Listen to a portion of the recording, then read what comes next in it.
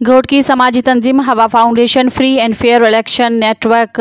फाफेन के ताउन से इलेक्शन की ज़ाब्ता इख़लाक़ के उनवान हेठ एक सेमिनार घोटकी के मकामी होटल में मुनक़द किया वियो, जंहिंमें हवा फाउंडेशन के ग़ुलाम नबी सुमरो, हाफ़िज़ मंजूर अहमद, अवामी वर्कर पार्टी के सदर फज़ल हुसैन कल्होड़ो, सिंगार फाउंडेशन के प्रोग्राम मैनेजर जावेद ओढाणो, एडवोकेट अर्ज़ आज़ाद, जमीयत उलमा इस्लाम के अगवान हाफ़िज़ नसीर अहमद खावड़, उस्ताद अली अनवर समेत सियासी पार्टियों के अहदेदारन, वर्करन, समाजी अगवानन, सहाफ़िन, औरतुन, घोटकी बार के वकीलन और आम मानून वड़ी तादाद में शिरकत कई। उन मौके ते सेमिनार के खिताब कंदे अगवानन चयो त हिन वक्त इलेक्शन की मुहिम हली रही है। इलेक्शन कमीशन ऑफ पाकिस्तान आम मानून के तहफ़्फ़ुज़ और अमन अमान के बरक़रार रखण लाइ एक मुकम्मल ज़ाब्ता इख़लाक़ जारी किया है, जंहिं ते असीं अमल करे अमन अमान के बरक़रार रखी सघूं था। असांखे इलेक्शन कमीशन ऑफ पाकिस्तान तरफ़ा ॾिनल ज़ाब्ता इख़लाक़ ते अमल करणु घुरिजे। हिन वक्त पूरे पाकिस्तान में जनरल इलेक्शन थी रही है। इन लाइ ज़रूरी है त असां ग़ैर जानिबदार थी करे इलेक्शन में हिस्सो वठूं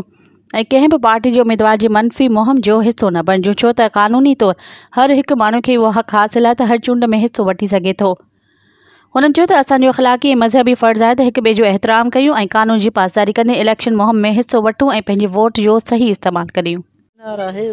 इलेक्शन कमीशन ऑफ पाकिस्तान जेके कोड ऑफ कंडक्ट जारी कया आहिनि पॉलिटिकल पार्टीज़ ऐं उम्मीदवारनि जे लाइ, उन्हनि जो हिकिड़ो आगाही जो आहे सो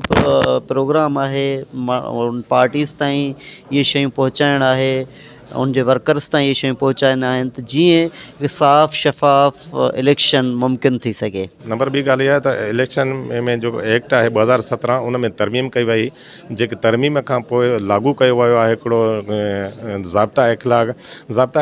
जो जेको मुख्य ॻाल्हियूं पाण हिते असां प्रेज़ेंटेशन जे ज़रिए ॿुधाए बि चुका आहियूं, सभिनी माण्हुनि ख़बर पई चुकी आहे। पर उन में इहो आहे त इख़लाक़ी क़दुरनि त माण्हू जॾहिं असां रहंदासीं, जॾहिं झड़नि झटनि खां असां पासो कंदासीं त असांजो जेको इलेक्शन वारो जेको प्रोसेस आहे वो सही नमूने स्मूथली थी वेंदो। इन सां असांजी छा थींदो त असांजा जेके थोरे नंढे ॻाल्हियुनि ते असांजा इख़्तिलाफ़ थी पवंदा आहिनि, उहे असांजा ख़तमु थी उन्हनि खां असां बची पवंदासीं। इन जो असरु इहो थींदो त असां पंहिंजा जेके वक़्तु घणो गुज़ारींदा आहियूं झड़नि झटनि ते, उन खां असां महफ़ूज़ थी वेंदासीं। महिरबानी। असां अॼोको ही सेमिनार इन ॻाल्हि जी तक़ाज़ा करे थो त ज़ाब्ता इख़लाक़ ते पोलिंग ते इंसान कोशिशि करे अफ़रा तफ़री न करे ऐं झेड़े वारो माहौल पैदा न करे, जीअं माण्हू पुरअमुन सां इलेक्शन में वोट कास्ट करे, जीअं वधि में वधि वोट कास्ट थिए। अॼु जेको ही प्रोग्राम हो ही फाफीन हिकिड़ो नेटवर्क आहे इलेक्शन जे हवाले सां जेको पूरे पाकिस्तान में कमु पियो करे, उन जे हवाले सां अॼु जेको ही टॉपिक हो उहो ज़ाब्ता इख़लाक़। त इलेक्शन जी जेका मुहिम हले थी उन में जेके ज़ाब्ता इख़लाक़ आहे उन ते जेके सियासी पार्टियूं आहिनि या उन्हनि जा जेके कारकुन आहिनि, उम्मीदवार आहिनि, उन्हनि जे लाइ हिकिड़ी मालूमाती प्रोग्राम हो ताकि उन्हनि ते उहो अमल कनि ऐं कंहिं बि जेका आहे सो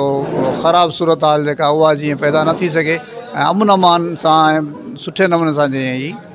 जेका इलेक्शन जी मुहिम आहे उहा पूरी थी वञे। मज़ीद ख़बरनि ऐं तफ़सीलात लाइ विज़िट कयो असांजी वेबसाइट www.awamiNewsHD.com ऐं ॾिसंदा रहो अवामी न्यूज़ HD।